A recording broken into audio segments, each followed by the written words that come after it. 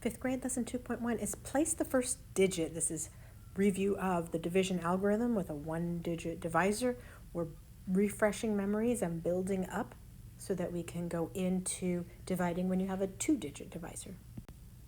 Our essential question is, how can you tell where to place the first digit of a quotient without dividing? Let's unlock the problem.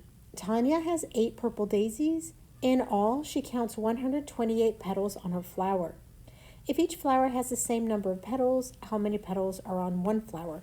And just to recall, when we know we're splitting things equally or spreading them out equally, the calculation that we're using is division. They want us to underline the sentence that tells you what you're trying to find. We're trying to find how many petals are on one flower. Circle the numbers you need to use. I know that there are 128 petals on the flowers. I also know that she has 8 flowers. 8 purple daisies. Okay, so if I have 128 petals on all 8 of them, then I would need to divide, spread them out equally to find out how many is on one flower. So how we use these numbers to solve the problem, I will divide. I'm taking that 188 and splitting it up equally amongst all 8 flowers. We can use an estimate to place the first digit in the quotient. So I have 128, and this is being divided by 8. So I'm doing multiples of 8 to get there. So if I think of my multiples of 8, 8 and then 16, and then put a 0 on the end of that, so 80 or 160. 128 is closer to 160 than it is to 80. And the reason I'm using the multiples of 8 is just to know, like, how many of these am I going to need in there. So if we did 160 divided by 8, this is all stuff I would prefer to do in my head. That's why we rounded to that number. 16 divided by 8 is 2 with the 0 on the end. That would be 20.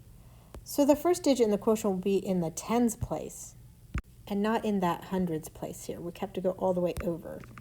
And let me just even explain that a little more clearly. So during the year last year, when we were doing 4th grade math, you know that when we would divide, we would say, okay, 8 times what number gets me as close to 1 as possible without going over?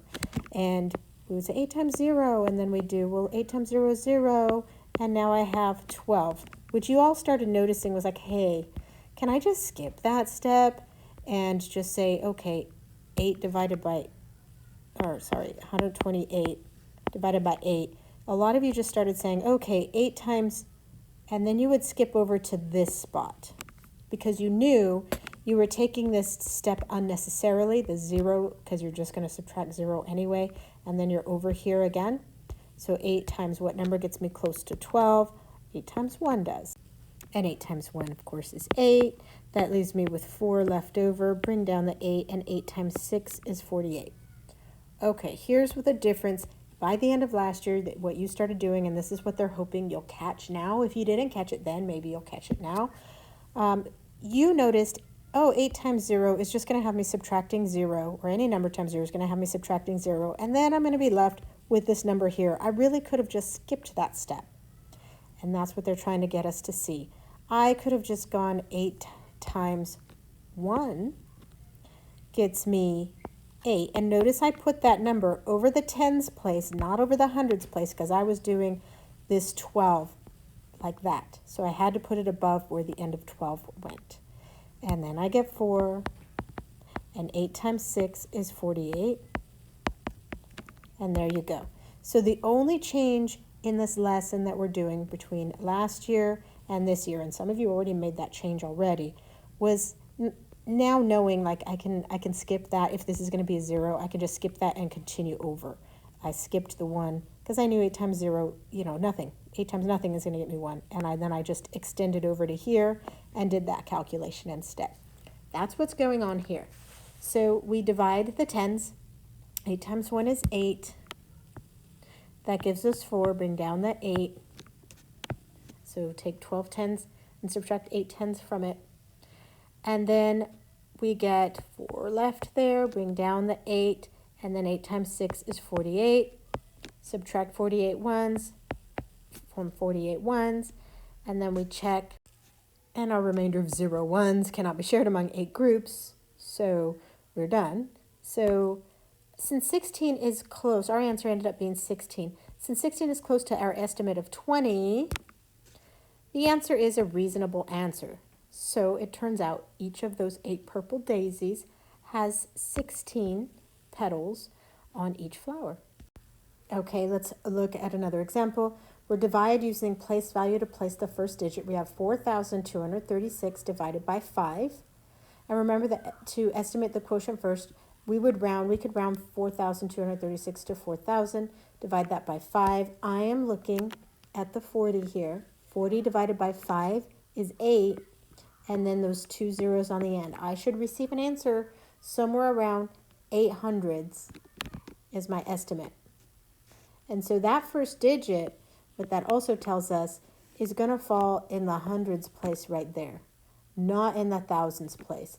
And again, just like last year, we kept asking ourselves the question, 5 times what number gets me as close as possible to 4 without going over? Nothing. And we would put a 0 and then put a 0 and subtract. We'd get 4, bring down the 2. What you started doing before the end of the year got out, or what some of you started doing, is you skipped that one step and just said, fine. Okay, it's going to be 0. Whatever. Let me extend it over. 5 times what number gets me as close to 42 as possible without going over? And of course, you're going to get 8 because 8 times 5 is 40, right? So the first digit is going to be placed in the hundreds place. Hundreds, let's change that color, hundreds place. And there it is. So we divided 42 hundreds divided by 8. 42 hundreds. We kind of skipped over. And if you need to see it, I'll just show you real quick here what you were doing last year. You were saying 5 times 0 puts me close to 4, as close to 4 as possible. 4 minus 0 is 4. Bring down the 2. And here's where you ended up, but that's where you ended up starting this time. So you're just skipping that piece. That's it. Because it's just going to be a 0. We only skip it if it's going to be a 0. If it was going to be something more than 0, of course we take that step. But if it's just going to be a 0, move on. Okay? So now we will do the multiplication of 5 times 8 hundredths. And that gives us 40 hundredths. We get 2 left over. And we bring down the 3. So subtract 40 hundredths. 42 hundredths. 42 hundredths minus 40 hundredths, and we'll end up with 2 hundredths left, and then we bring down that 3. Okay. Now we're in the tens place, and we are taking these 23 tens right here, these 23 tens, and dividing it by 5. We find out that that's going to be 4. That's what they got here, right? Let's go over here just so you can see it. We had the 2. We bring down the 3. 23 tens divided by 5. Well, 5 times 4 is 20. That's as close as you're getting. And that's what they say. 5 times 4 is 20. And that's what we got here. That's what we get here. Subtract the 23 tens minus the 20 tens, and we get 3 as our remainder. And then we bring down the 6 ones. Oh, check, I can't, when the check they mean check, I can't pass out the 3 to the 5 evenly, so now I can bring down the next one. And I'll do that here too so we can see it. All right, and the final one, we're going to divide the 36 ones divided by 5, and that's going to go 5 times 7 is 35. We do 5 times 7, equals 7 here, and then 5 times 7 equals 35.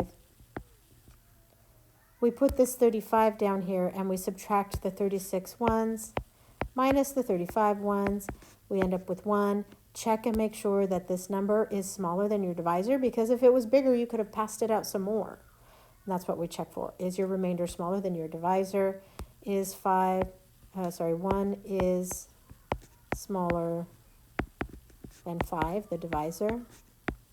So you're all set.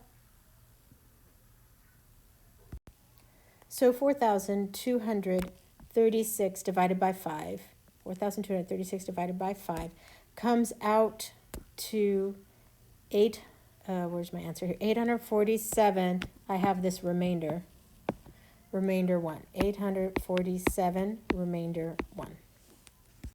Okay, now they're just going to let us practice without all the stuff in the way. And I know you guys have this pretty solidly already. So again, these 3 will be enough for you to remember, like, I know what I'm doing now.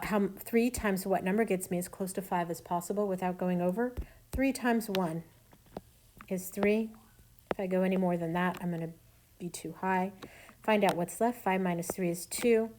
The check they were talking about, is 2 smaller than your divisor? Yes, 2 is smaller than 3.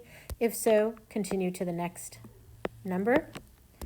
3 times what number gets me as close as possible to 27 without going over? Actually, 3 times 9 is exactly 27. So when I subtract, I get none left over, and 0 is in fact smaller than 3. So I can go to my next number. 3 times what number gets me as close as possible to 9 without going over? 3 times 3 does, because 3 times 3 is exactly 9. And I have a 0 remainder. There is my answer, 193. So 579 divided by 3 is 193. You may want to pause and try this one without me, and then push play so you can check your answer. Okay, I noticed that 5 times nothing is going to get me 1. So I'm going to skip over and then just say, okay, fine. How about 10? 5 times what number here gets me 10? 2 does. 5 times 2 is exactly 10. And notice I made sure to put that 2 right above the end of the 10, because I'm not doing 5 times 2 is 1. 5 times 2 is way more than 1. I'm doing 5 times 2 is 10. I do my subtraction. It's smaller than my divisor. Bring down the 3. I'm doing 3. 5 times what number gets me as close to 3? Nothing. And I can't skip it this time. If it was in front of it and there's nothing else there, fine. But this time I can't skip that 0. I have to deal with that 0 because it's a placeholder now. 5 times 0 is 0. And bring down. 5 times what number gets me as close to 35 as possible? Well, 5 times 7 is exactly 35. So there is my answer. Go ahead and try this last one. Pause it and try again. Okay, 8 times what number gets me close to 8? Nothing. So just continue over. Now I'm dealing with the 17, so I will be sure to put my, my multiplier right here. 8 times what number gets me close to 17 without going over? 8 times 2 does, because 8 times 2 is 16. Subtract, check. This number is smaller than 8. Good. Bring down your friend. 8 times 2 is exactly 16. Nothing left over, which is in fact less than 8. That's good. Bring down the 6. 8 times nothing. 8 times nothing will get me to 6. It's already over right away. I do have to put the 0 there. 0 with a 6 remainder. And that's it for this lesson. So it's just practicing that, dusting off those cobwebs, getting you ready for what they're going to build on, and dealing with the fact that you don't always have to put the 0 and then the 0 here on the beginning of the number. Notice when it was in the middle, yes, we need that 0. Or if it was the end, yes, we need that number. It's a placeholder. If we left it off, we're talking about $22 instead of $220. And that's a big difference and an error in my bank account, right? So good luck on this. I think you've got this just fine.